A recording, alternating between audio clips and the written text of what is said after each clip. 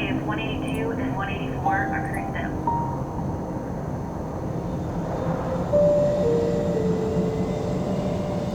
Mach Lightning 9, engine start, 201. Mach copy, Lightning 9, start 291, 0645.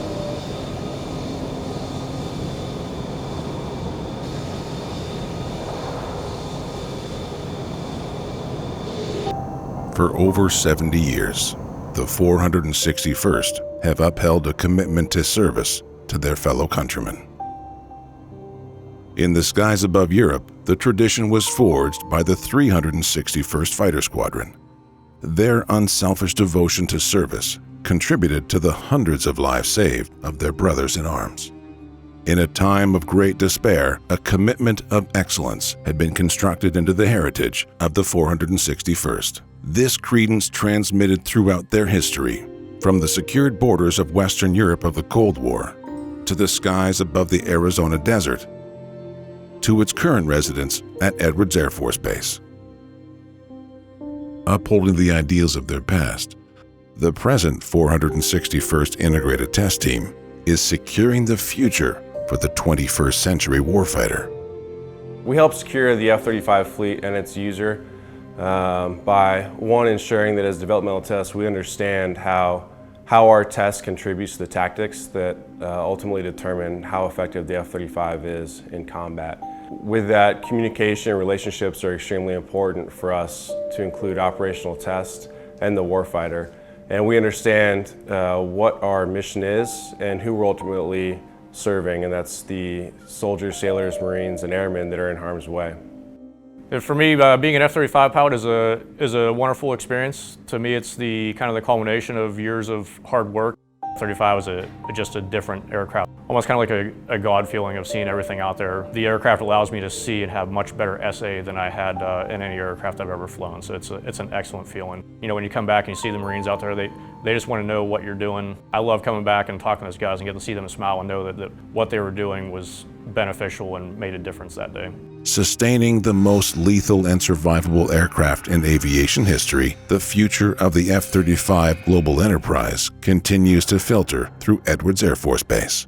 I see the mission of the ITF and the 461st as a whole. I see it as an integral part of sustaining the F-35 fleet. What it ultimately comes down to is that feedback. So operator feedback is extremely important to us because we want to make sure that we're testing the product the way it's intended to be used by the warfighter. The last thing that we ever want to see is a capability being tested in the field with a pilot in harm's way for the first time. Our biggest asset in supporting that effort is without a doubt the team that we have at the 461st and the ITF. And specifically, I'm talking about the individual subject matter experts that we're able to bring to the fight.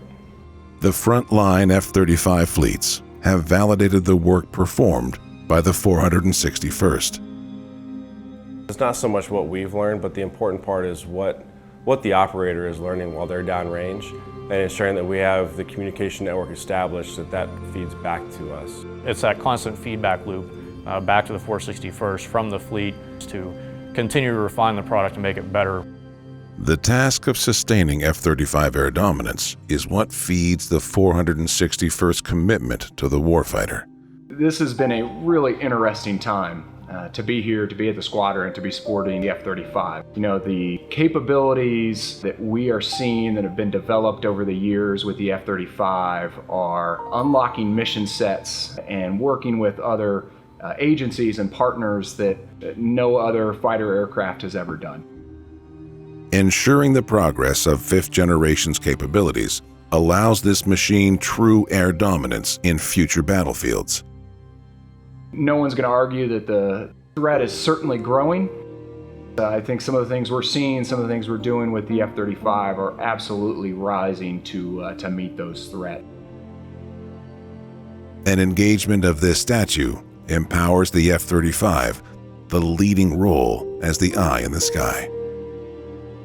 You know, it's multiple things, but it's being a part of just a truly great team and knowing that we're really working on something that is bigger than all of us, to know that we are developing capabilities that are going to be utilized to protect the nation, protect the pilots, protect all of us here, you know, for years and years to come. certainly that drives you forward every day just to constantly try to do the best we can, and in doing so, hopefully just continue to make this aircraft better and better every day. Air superiority is an immense tactical advantage when combined with the life-saving technology. The results are a lethal and survivable platform. So AGCAS, or the Auto Ground Collision Avoidance System, is an amazing addition to the aircraft because what it brings is the ability to save an airplane and an aircrew in a case of spatial D or loss of consciousness due to pulling too many Gs. History really began here from Air Force Research Laboratory out to NASA. So they spent many sorties and hours flying the aircraft of various terrain and looking at when will the airplane recover itself in relation to terrain features that you have. And many famous test pilots have been involved with this. We get to meet them, talk to them, learn the history directly from them, figure out the lessons learned that they went through, particularly in the F-16 program, and how to make the F-35 even better when it became our chance. So my name is Colonel Robert Ungerman. I'm currently the U.S. Air Force service lead inside the F-35 Joint Program Office. My experience with Auto GCAS started shortly after I arrived at the 416th Flight Test Squadron Edwards. I was assigned as the lead project test pilot for Auto GCAS. Essentially, we're standing on the shoulders of giants, right, of the teams that have been working on the system for decades. That really took it from a good idea to a proven technology. Our team at that point takes that handoff and then makes sure that we were able to incorporate it into all F-16 mission sets, ensuring that it doesn't interfere with operations, certainly not going to harm the pilot or the mission, and ultimately is going to avoid ground collisions and save lives. While many warfighters have benefited from this technology, there are those who have perished in its absence. June 22nd, 2009, Captain George Brian Ice-Houghton was killed when his F-16 impacted the desert in Utah. He's on a night high-angle strafe training mission.